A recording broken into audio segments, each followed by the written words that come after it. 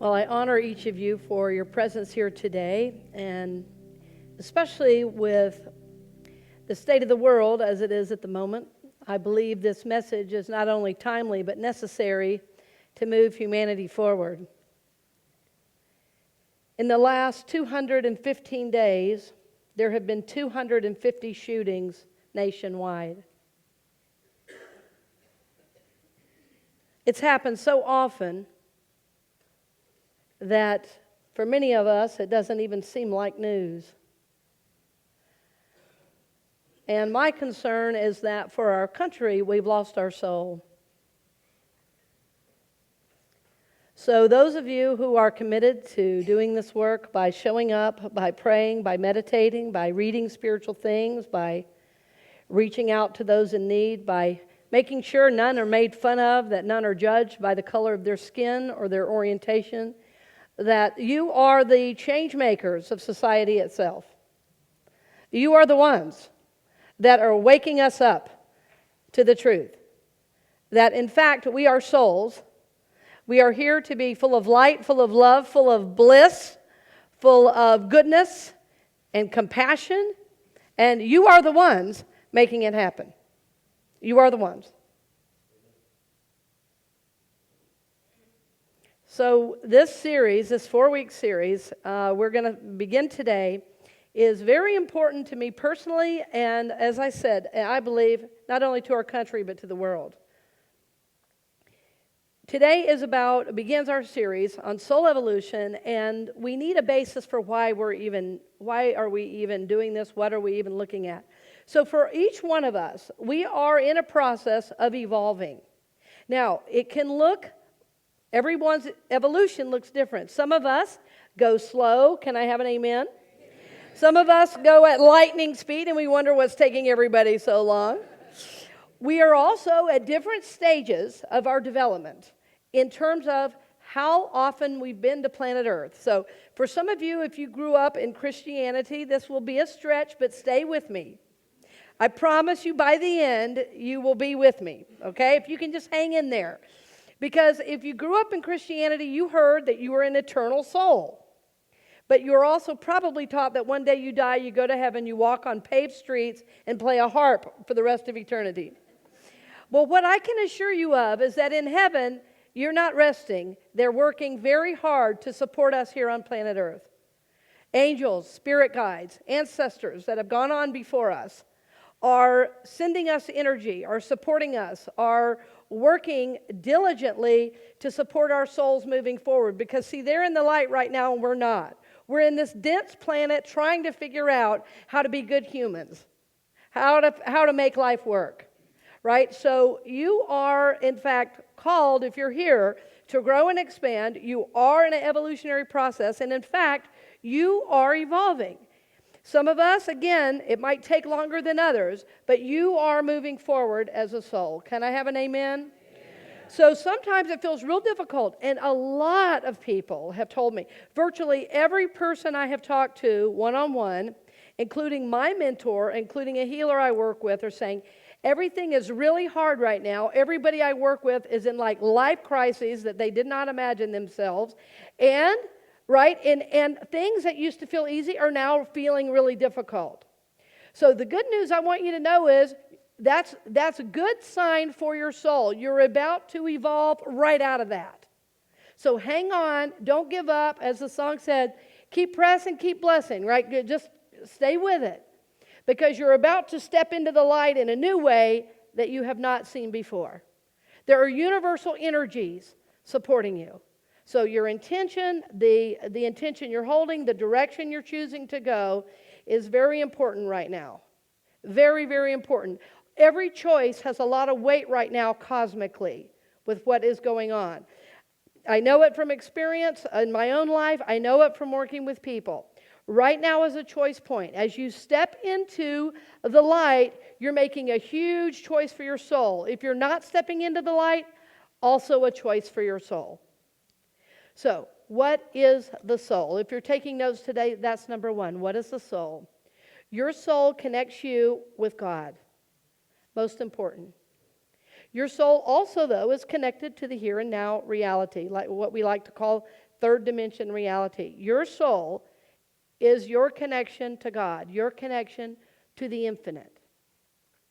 We all want to be able to say, it is well with my soul, don't we? We all want to be able to say, it is well with my soul. So, your soul is your thoughts, your feelings, your beliefs, your ideas. All that is contained in the soul. You are spirit, soul, body, right? But your soul even called forth the body you're in right now. If you're here to grow and expand in consciousness, which you are, then your soul chose the bodily form to come in. It chose the family to be born in, the time to be born in. Your soul is here exactly on purpose because your soul chose this life wave, this time, this place, this family, this energy, this time of turmoil in the world to come in to be a blessing, to grow and evolve, because this is what your soul wanted to do and needed to do to grow and evolve. It was your thoughts, your feelings, your beliefs, your desires, your ideas that brought you to this very moment in this form.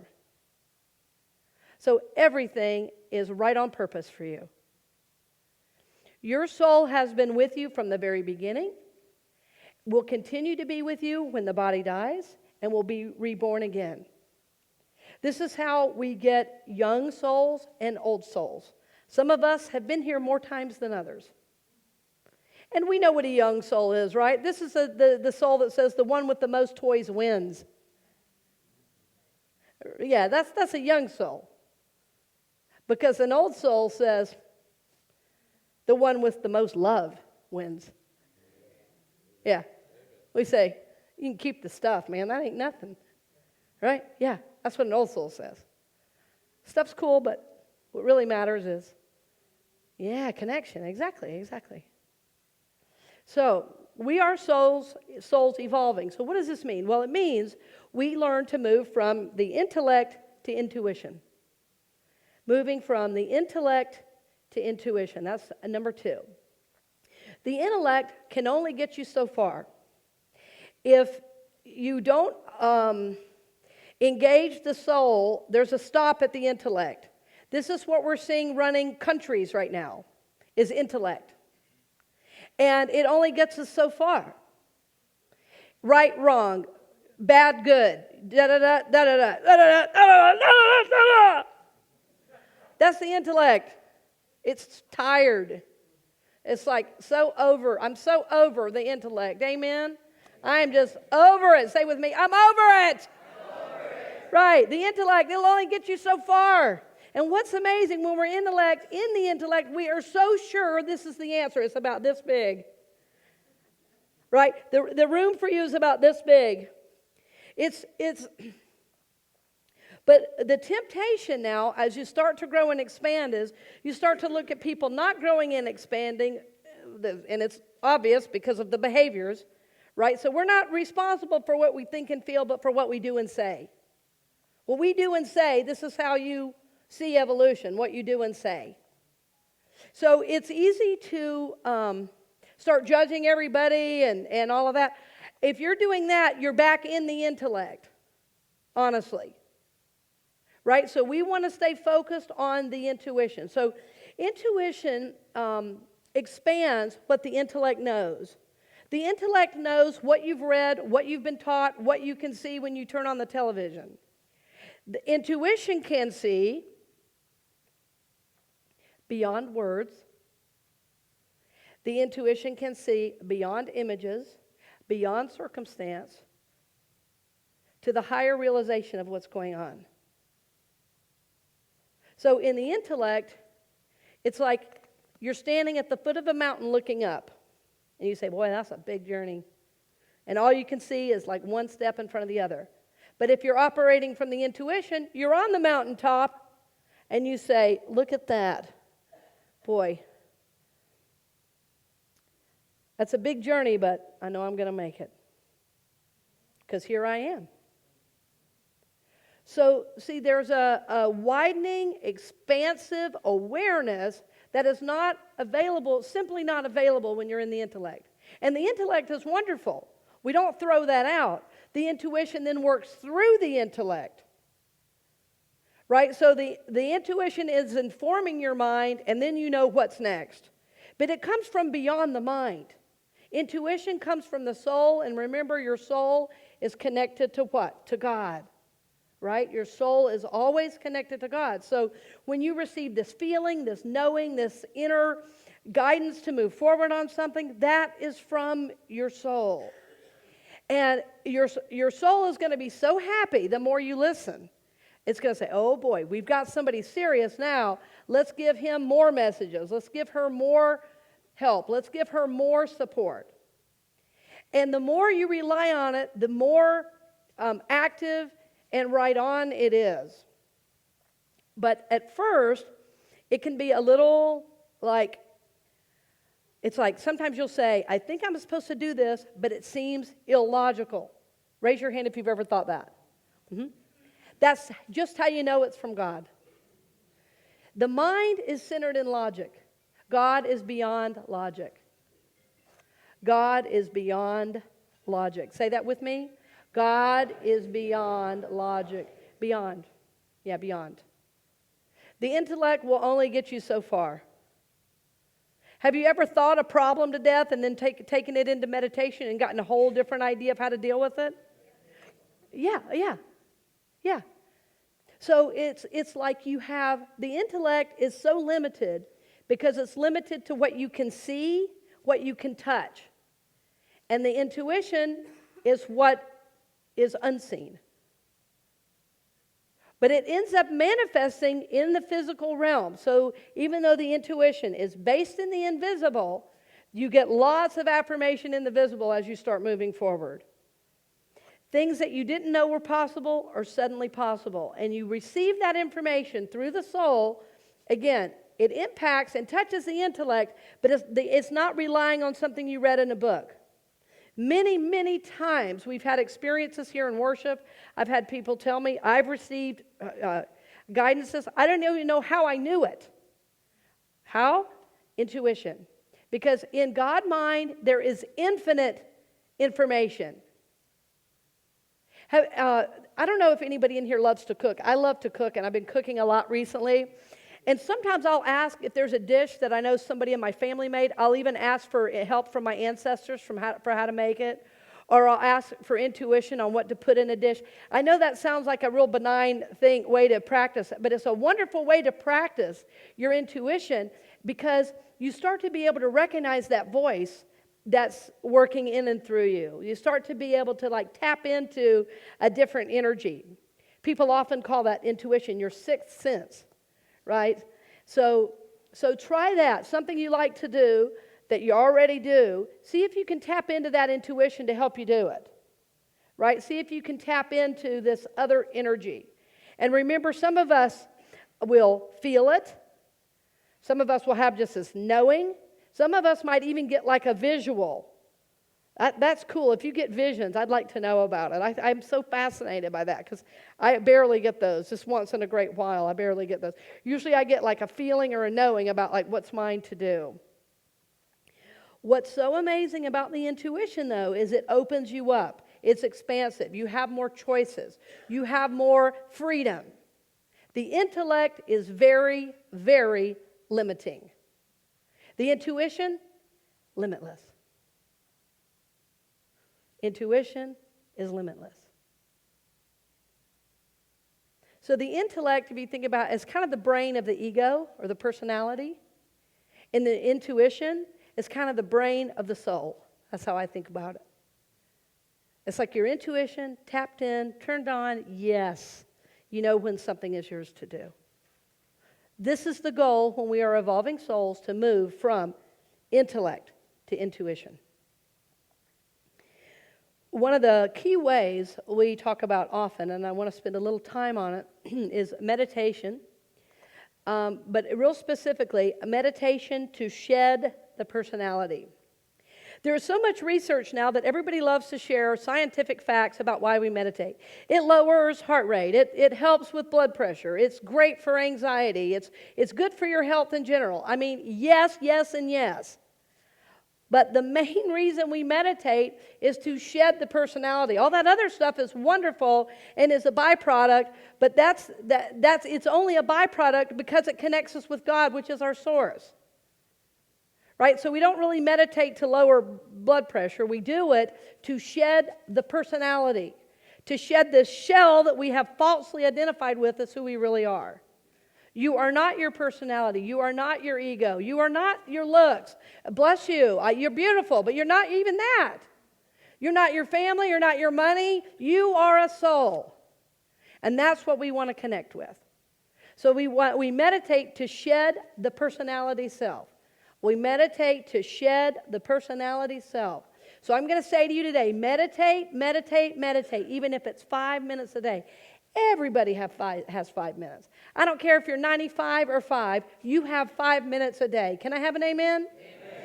So you say, I don't know how. I'm saying to you, learn. You're a grown up. Oh, I don't know how. I don't have time. What? You have the same amount of time we all have. 24/7, 365. I've had people say to me, I really want to come to meditation, but, I just can't make it by 6:15. I get off work at 5 and I have to go eat dinner. I say, eat dinner in the car. They go, what? Eat dinner in the car? Eat dinner after. Eat a bar. Get over yourself. Make it happen. Put your soul growth first because it's the only thing that matters. All the stuff that we think matters doesn't matter. It is your soul. It is not your personality. It is not what people think about you. It is your soul. Amen? Amen. Find a way to make it happen rather than making excuses to stay small. We make excuses to stay in this personality self because we like it and it's comfortable. When I started ministerial school, I was working full-time. I was going to school full-time. And somehow I made time to meditate a half hour in the morning and a half hour at night. And sometimes I would even meditate for 15 minutes at lunch in the Peace Chapel. And why would I do that? Well, there was a lot on me, and I knew meditation was what was going to move me forward. I got into ministerial school. I thought, was it an accident? Did they know I was only in Unity a year? People used to say, oh, you'll never get into ministerial school. I meditated. I got in. Right? And so while I was there, meditate. How could I? Full-time school, full-time job. I did not leave the house until a half hour was on my mat meditating, committed to my spiritual growth. I've gone up and down since then. Sometimes I meditate a half hour, sometimes it's 15 minutes, but every single day there's time connecting in with Spirit, journaling, doing my deep breathing, in a space of receptivity. Make the time. Often what I've done, if I'm too busy to have a morning time and there's something calling me out early, then I take time away at lunch. I figure it out. Make your soul evolution work, your soul growth, the most important thing. It's the only thing that matters. It's the only thing that matters. Say that with me. It's the only thing that matters. So when you're new to meditation too, a couple of the things that can happen is sometimes you start to get like a tingly feeling up here. Sometimes when you close your eyes, you start to see colors. Bless all of it. Bless all of it. And if you need help, come to Wednesday night meditation, 6:15. I also want to encourage you, too, that there's meditation today with Marilyn McCrulis, healing meditation after service at 12:45. It's right here. You can do that. I also want to encourage you, if you're brand new, to maybe use guided visualizations. Because here's the other thing everybody says. Well, my mind is too busy. Say this with me. Mine too. I mean, get in line. Everybody's mind is busy. The Dalai Lama's mind is busy. You understand what I'm saying? Everyone's mind is busy. That's not particular to you. It's what the mind does. It thinks over and over and over again. And our job in the meditation is to learn to quiet the mind. Once you start doing it, you won't be able to stop. Because you're going to go, man, this is cool. This is better than any drug, better than any drink. because my mind is quiet and I'm at peace. That's what we want. So the very last point we're talking about today is then living from soul awareness. As we begin to live from our soul, this may be cheesy, not our role. As we begin to live from our soul, not our role or personality, self, what happens is we are less reactive in times of trouble and life happening. We are more receptive to good coming in, and we're more receptive to new ideas. We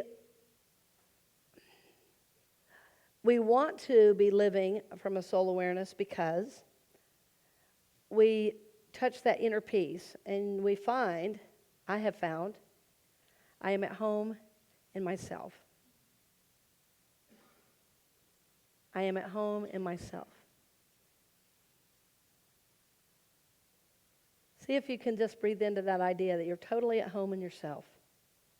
That there's nobody you have to try to convince or be. You're already there. Daniel Nahmod's song says, I'm already there, I'm already home, I'm already safe in my eternal soul. Bless you. You just sneezed out that personality. Good girl. She said, I'm done with that. That works.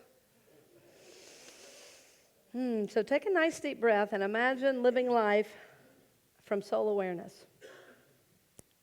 Imagine being able to see things as they really are.